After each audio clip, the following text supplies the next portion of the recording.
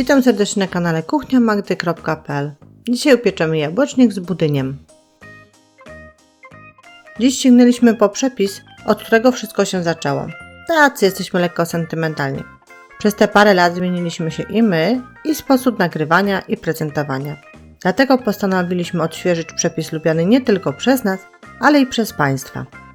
A więc zaczynajmy pieczenie i na początek ciasto kruche. I tutaj będziemy potrzebowali 400 g mąki pszennej, 250 g margaryny lub masła, 150 g cukru, 4 żółtek, 1 łyżki śmietany 18% i 1 łyżeczki proszku do pieczenia. Do miski wsypujemy mąkę, cukier, dodajemy masło lub margarynę. Myśmy sobie pokroili w kosteczkę dla łatwiejszej obróbki tego tłuszczu. Teraz proszek do pieczenia, łyżka śmietany i na koniec żółtka. Kolejność wkładania do miski produktów nie ma żadnego znaczenia. I teraz nożem siekamy wsypane, włożone produkty do miski, wstępnie je łącząc.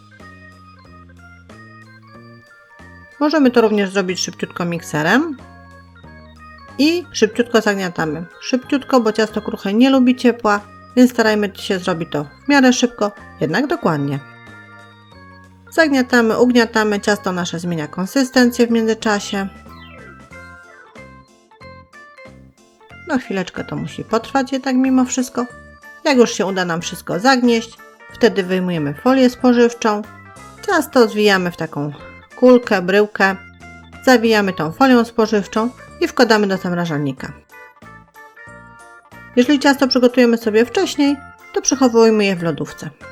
Po 30 minutach wyjmujemy nasze ciasto z zamrażalnika i dzielimy na połowę. Jedną część odkładamy sobie do lodówki, a drugą ścieramy na tarce o grubych oczkach.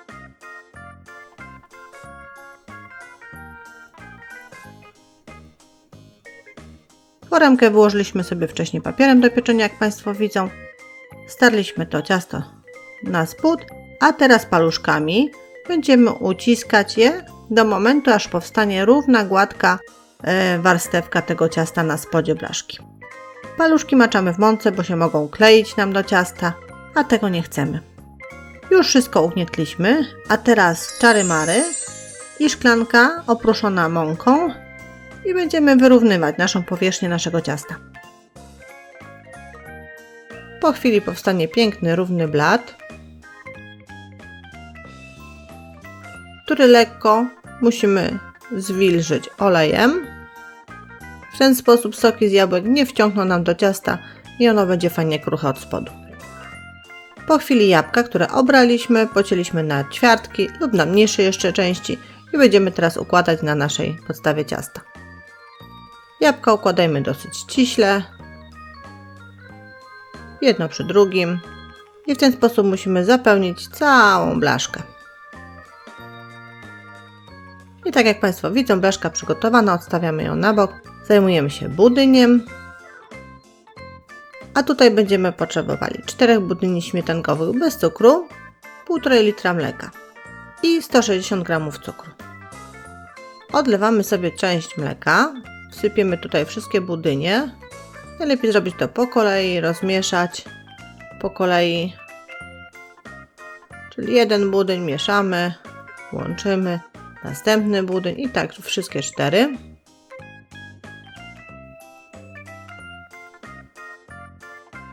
Jak to zrobimy, to stawiamy garnek na gazie, wlewamy mleko, wsypujemy cukier, rozmieszajmy sobie tam chwileczkę, żeby nie przywarł do spodu i gotujemy to na gazie. A jak się nam mleko zagotuje, wlewając budyń, cały czas go mieszamy. Myśmy robili to trzepaczką, żeby nie powstały żadne grudki. Jak wlejemy budyń, trzeba cały czas mieszać, aż nam się to wszystko znowu zagotuje. Powstaną takie gejzery powietrza, wtedy budyń jest zagotowany, zdejmujemy z ognia i taki jeszcze gorący rozlewamy po naszych jabłkach. Starajmy się zrobić to tak, żeby te jabłka się nie poprzesuwały.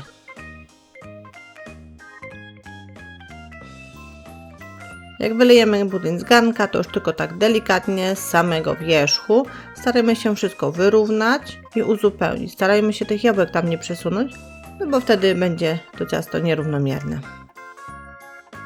Powolutku z samą góry tylko. Na sam wierzch zostało nam starcie drugiej połówki ciasta kruchego. Ona musi być dosyć twarda, żeby to nam łatwo poszło. I teraz musimy tu być precyzyjni, ponieważ budyń jest gorący i nie będziemy mogli już sobie poprzesuwać łapkami tego naszego ciasta kruchego, więc musimy ścierać go tak, żeby od razu formować ładną górę tego ciasta.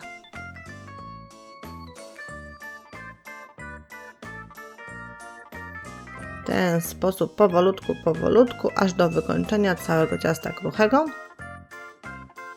Ciasto pieczemy w 180 stopniach Celsjusza przez około 50-60 minut do ładnego zarumienienia się góry. Jeżeli ciasto zarumieni się wcześniej niż przez 50 minutami, przykryjmy je folią, żeby nam się nie spaliło.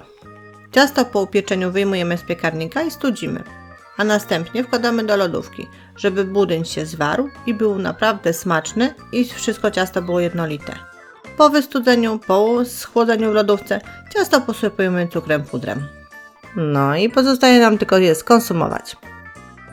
A ja żegnam się z Państwem, zapraszając na kolejne przepisy i porady na kuchniamagdy.pl.